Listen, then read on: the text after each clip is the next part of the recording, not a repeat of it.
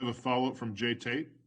Yeah, Gus, question about Brodarius. I mean, he gets second-team preseason All-SEC, which is surprising to me considering he hadn't started a game and he wasn't like some superstar five-star recruit. Talk about, I know you value him very highly, but why do other coaches value him so highly? How has his name kind of gotten out there? Yeah, potential, I think, more than anything. And, he's always been like that number, 6 or 7 guy the last 2 years. And, I just think that he's one of our leaders up front. And I think he's set for a big-time year. He's very, very talented.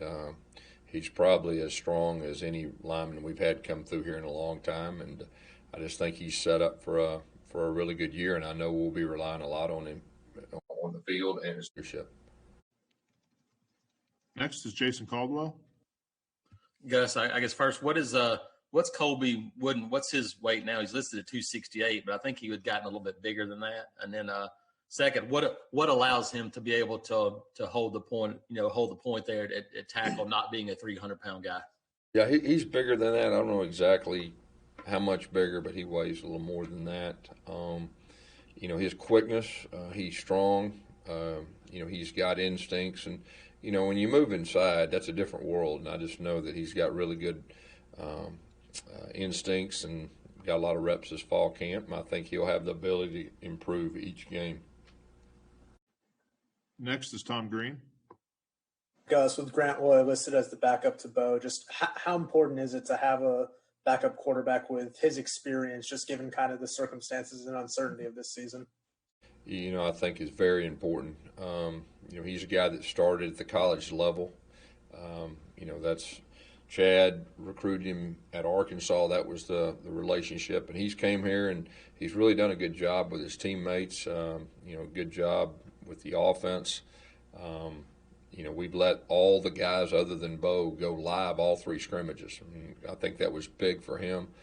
He can create things on his own. He's got a very live arm. And so we're glad we have him. Next is Haley Sutton. Hey, Gus. I know last week you took time to get all of the players registered to vote, and with today being National Voter Registration Day, I know this year there's been much more of an emphasis on those off-the-field kind of situations. So I was just curious your thoughts on how important it's been for you to make sure that your players are aware of, I guess, real-world problems going on outside of football.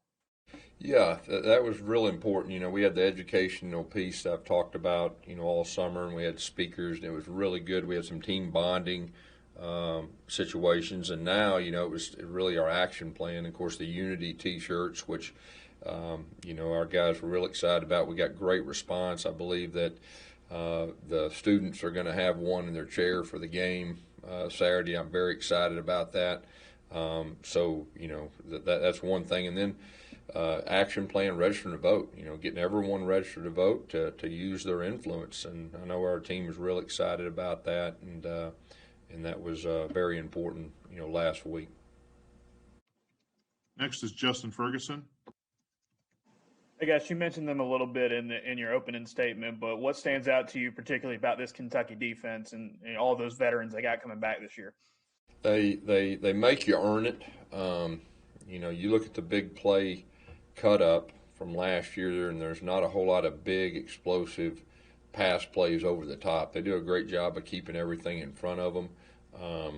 Like I said, they know their answers. If they get hurt on something, they'll adjust really quick, and you can tell they've been in that system a long time. And the fact they've got most of their guys back, like I said, I think early on the teams that have experience not going through spring, I think that they have an advantage. And so this is a very good Kentucky team that's well coached, that have most of their guys back, and got their guys that call the offense and defense, special teams back. So we're going to have to earn it, and going to have to execute. This will be a game about execution, especially on offense, because they don't make a lot of mistakes. Next is Mark Murphy. Can you talk about your true freshmen having a big impact on this depth chart you released today, and also, in particular, 3 freshman wide receivers on it? Yeah, I think I said a couple weeks ago that this group of freshmen has a chance to be as good as we've had come through, or at least since I've been here. And I think that is still accurate statement. We'll see once the games get going on, but up to this point, it's a very talented group that just needs game time experience, and I expect that group to improve each game. But there's a lot of guys you'll see on the field. And the 3 freshman wide receivers. Very talented. Got a follow-up from Jay Tate. Yeah, Gus, a question about Kayla Newton. Obviously, he's got a lot of pressure on him being the younger brother of Cam, and he had to deal with that. He's had to deal with a position change, getting into a new program. Just talk about the way he's handled the challenges ahead of him and gotten on this depth chart.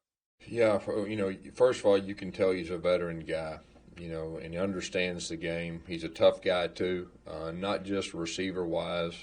He's done a good job and caught our attention, but special teams-wise, too.